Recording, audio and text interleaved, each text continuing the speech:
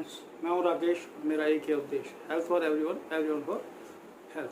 आज हम बात करेंगे डेल्टा, जो सेकेंड वेव का जो वेरिएंट था उसका, और जो नया डेल्टा प्लस, जिसको कि थर्ड वेव के लिए जिम्मेदार ठहराया जा रहा है कि अगर थर्ड वेव आएगी तो उसका प्रमुख कारण वो होगा।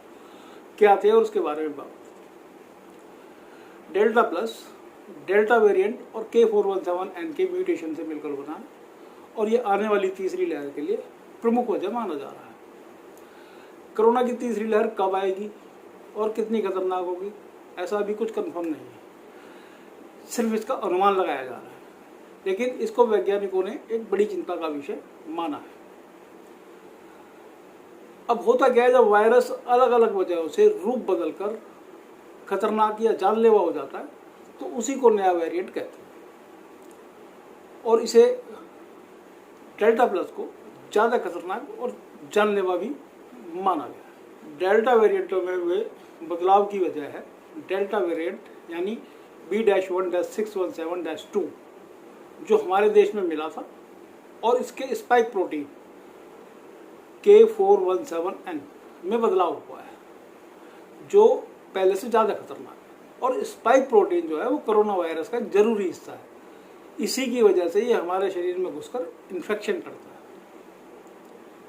इससे बचाव का एक सीधा सा इलाज है कि जो भी वैक्सीन इस टाइम पे मिलती है, चाहे वो कोविशील्ड हो, चाहे वो कोवैक्सीन हो, जो भी मिलती है वो लगवा लेनी चाहिए। उसके भी कुछ मिथ है, उसके बारे में भी बात करेंगे। वैज्ञानिकों के दृष्टिकोण से अगर देखा जाए तो उन्होंने डेल्टा प्लस वेरिएंट को वेरिएंट ऑफ कंसर्न के नाम से जाना। वेरिएंट ऑफ कंसर्न कहने का मतलब है कि जब कोई नया म्यूटेंट वायरस पाया जाता है किसी टेस्ट या किसी रिसर्च के अंदर, तो उसको वेरिएंट ऑफ इंटरेस्ट के नाम से जानते हैं, क्योंकि उसका कोई सिग्निफिकेंस नहीं होता है। तो वो इंटरेस्ट पॉइंट ऑफ व्यू से ही देखा जाता है। लेकिन कुछ म्यूटेशन ज़्यादा हानिकारक होते हैं, इसलिए उनको वेरिएंट ऑफ कंसर्न कहा जाता है, क्योंकि ये हो सकता है पहले से ज़्यादा जल्दी फैलता हो, पहले से ज़्यादा खतरनाक हो, पहले से ज़्यादा जानलेवा हो।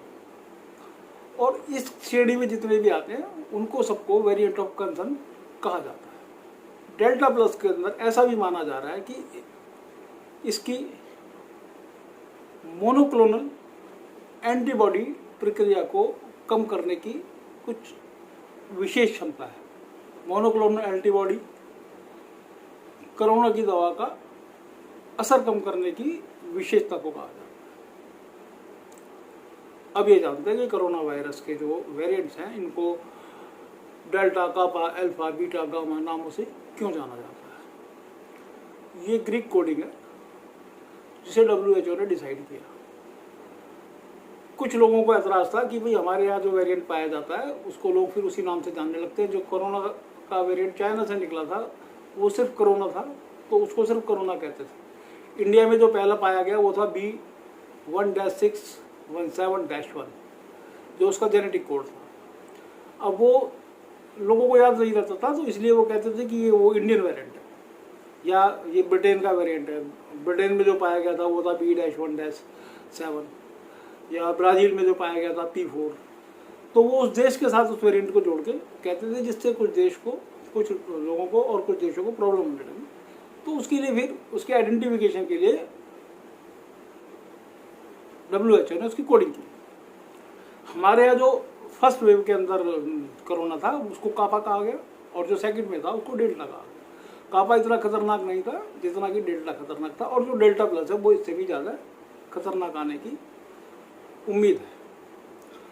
तो कुल मिला के ये है कि जब किसी चीज़ का में परिवर्तन होता है और उसके नए वेरिएंट आते हैं, एक्सटेंड होके आते हैं, तो वो कुछ और एडवांस होते हैं।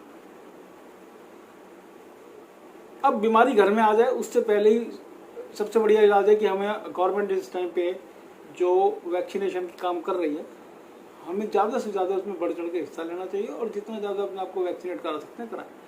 ज़्यादा से ज़्यादा क्या असर पड़ेगा, यही ना कि अगर किसी मान लो कोवैक्सीन है, उसकी 80% अगर क्षमता है बीमारी से लड़ने की, अरे ज़्यादा होगा कि डेल्टा प्लस में नहीं रहेगी, 80-60 तो रहेगी ना, एटलीस्ट कहीं ना कहीं तो सेव करेगी।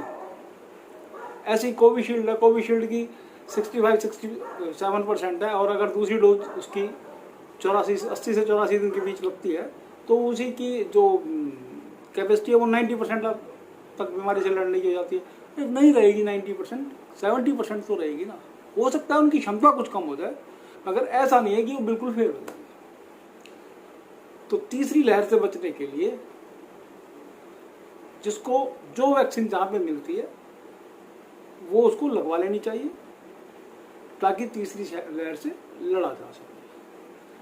तो ये थी डेल्टा प्लस, और इसको साइंटिस्ट ने या वैज्ञानिकों ने जो खतरनाक माना, मतलब वेरिएंट ऑफ कंसर्न के नाम से जो जाना, तो इसका मतलब यह है कि खतरनाक तो है, प्रिकॉशन वही है कि वैक्सीनेशन ले लो, जो भी कुछ है।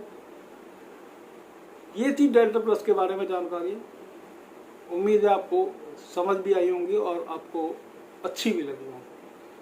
तो प्लीज़ चैनल को सब्सक्राइब करें, बेल आइकन दबाएं, ताकि और जो नई जानकारी है वो आप तक पहुंच सके, और इसको अपने दोस्तों के साथ शेयर करें।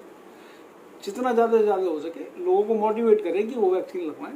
बहुत से लोग वैक्सीन लगवाने से कतरा रहे हैं, जबकि ऐसी कोई बात नहीं है। बचपन से लेकर 15 साल की उम्र तक हमें 15-16 वैक्सीन लगती है, तो इस वैक्सीन से डरने की कोई ज़रूरत नहीं है। और किसी को बुखार आया, कुछ आया, तो इसका मतलब यह है कि बॉडी के अंदर जो मेडिसिन गई हैं वो अपना काम कर रही हैं, तो उससे कोई घबराने वाली बात। तो भाइयों, ये थी जानकारी डेल्टा प्लस के बारे में और वेरिएंट ऑफ कंसर्न के बारे में। उम्मीद है आपको पसंद आई होगी। किसी नई जानकारी के साथ फिर दोबारा मुलाकात होगी। तब तक के लिए बाय। उद्देश्य वही, health for everyone, everyone for health. उम्मीद करते हैं कि आप अपने स्वास्थ्य का आकलन इन छोटी छोटी सी जानकारियों के आधार पर खुद कर सकते हैं, ताकि किसी बड़ी बीमारी के चुंगल में ना हो सके। बाय।